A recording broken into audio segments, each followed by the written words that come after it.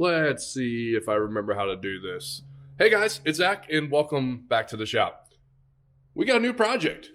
Let's check it out.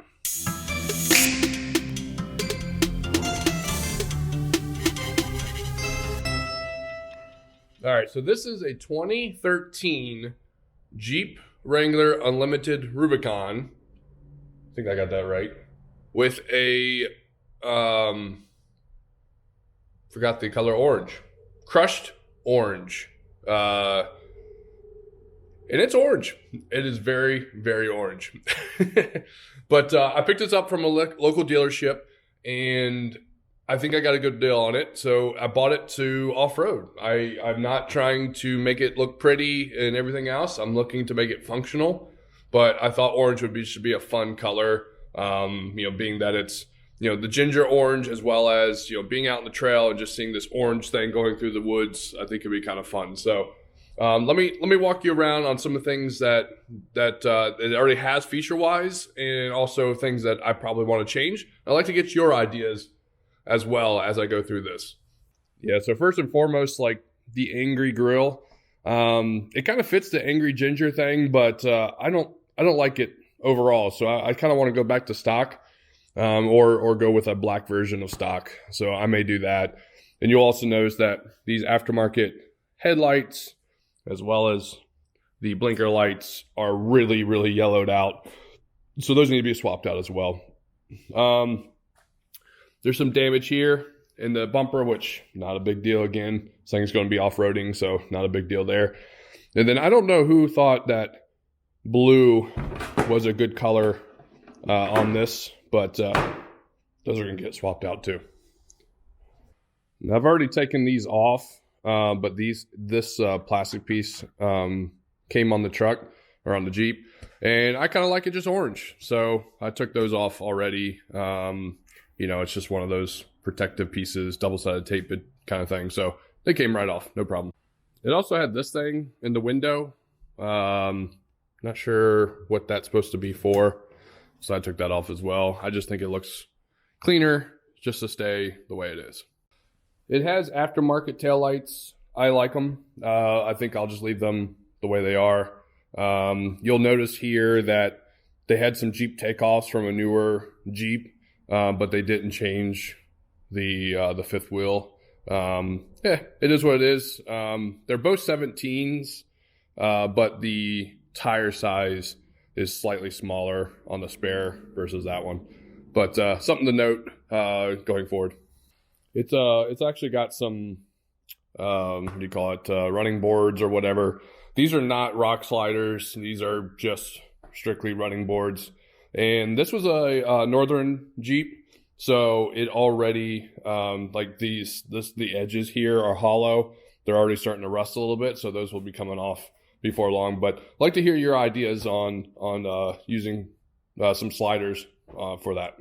Okay, so on the interior, things look really good actually. Everything is nice and clean, nothing too damaging. The seats are in good shape. Nothing too crazy there. The one interesting thing is the floor mats, or the carpeting is missing. Not sure what happened there, so went ahead and ordered some of those. But overall, this all looks really, really nice inside. In the back has carpet. The front does not, for whatever reason. And in the back, nothing too crazy here. Pretty stock. It does have a stock subwoofer. But yeah, pretty much stock up there. All right, so when I start the car, I have a TPMS check. For whatever reason, the TPMS is not, oh wow, it's cold out. The TPMS is not reading on the left side of the vehicle. So I'm not too sure what that is about. I have 141,000 miles, and then you can see the TPMS light. So that's really a quick little walk around the Jeep. I'm interested to see what you think we should do with it.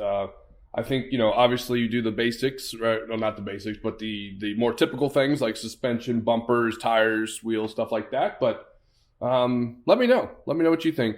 In the meantime, I'm going to throw this up on the rack behind here, and we'll take a look underneath next. Okay, yeah, like I mentioned before, this is a Minnesota truck, or Jeep rather. So a lot of this stuff, there's a little bit of rust on it, but not as bad as you would think overall. Exhaust has a little bit of rust as well. Looks like stock suspension, stock steering dampener. So it looks like they did replace a caliper over there. So that's kind of interesting to note. Not sure what that was about. Maybe it froze up on them, but they did not replace this one. So it was only a one-sided thing. I also noticed, actually when I bought it, that there's some oil residue here. It gets pretty dry pretty quickly. So I'm thinking it could be a rear main seal or whatnot, but you let me know what you think there. But yeah, overall, everything looks pretty good. There are some scrapes and scratches as you'd expect. It is a Jeep after all, but the rest all looks nice and solid.